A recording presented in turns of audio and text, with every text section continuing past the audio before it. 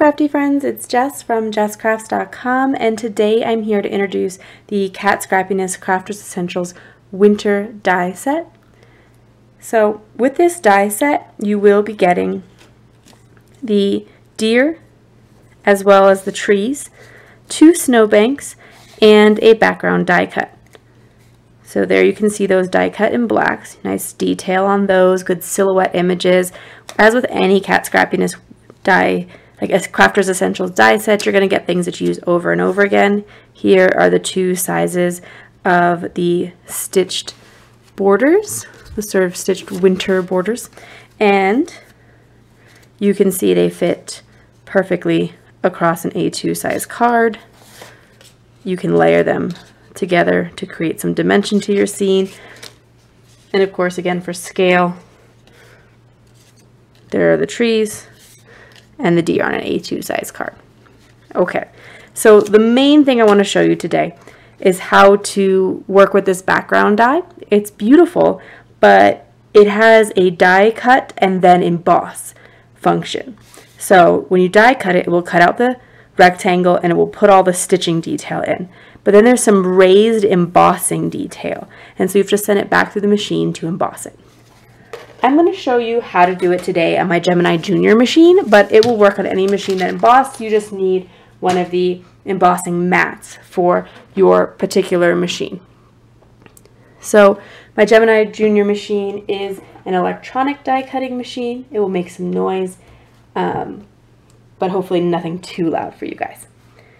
So I'm using my sort of standard sandwich for the Gemini Junior, which is this like plastic cutting plate. There's a magnetic and then another like more opaque plastic one. Just sort of just, you know, go to your, I keep my guide. Gemini Junior machine, it tells you how to line up each sandwich depending on what you want to do. So good thing to keep in mind, but also you can just search it. So search for your machine, see what your machine likes to do. I'm going to start by die cutting the background. And in the Gemini machine, you need to put it, the die facing with the, sharp side, the cutting side up. Then I'll feed it through my machine. That cracking sound is totally normal. I never worry about it. If you felt like it wasn't giving you enough detail, there is a metal shim that you can use. You can use it in the Gemini and in a Big Kick or Puddlebug or whatever machine you have. There's usually a metal shim that looks like this that allows you to cut a more detailed die. And the Gemini Junior machine is great for that. You can get your new cutting plates as you need them from Cat Scrappiness. But the machine itself is quite difficult to ship, so not available there.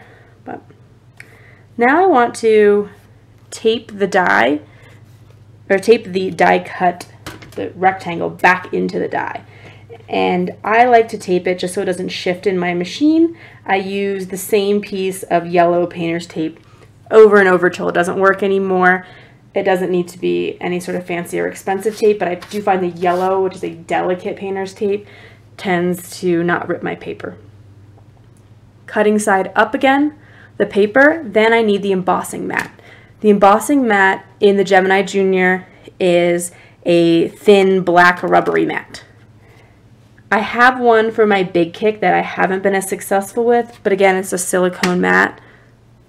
This one happens to be brown, but it's just a floppy, like rubber or silicone. I don't know exactly what materials it is, but hopefully that gives you an idea of what you're looking for in your pile of, mats and that kind of thing.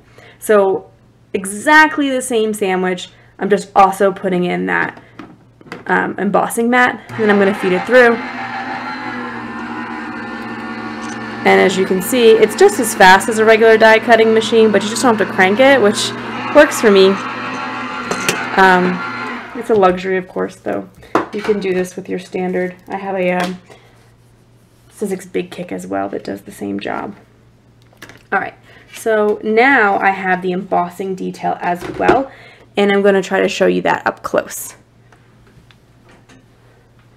So I've zoomed in a lot more. You can already clearly see the stitching detail, but I find that it might be easier to see the raised embossing detail if there's a little ink on it.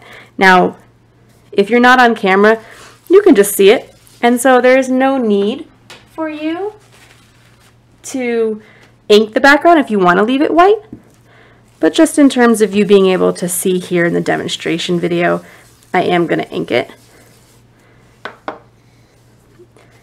And I have another one done as well, where as it dries you can kind of see the detail a bit more. So that is a raised snowflake there, or a bunch of raised snowflakes and dots and everything. So I think it's a really beautiful die from Cat Scrappiness, something unique to have that sort of double layer of texture with the stitching and the embossing.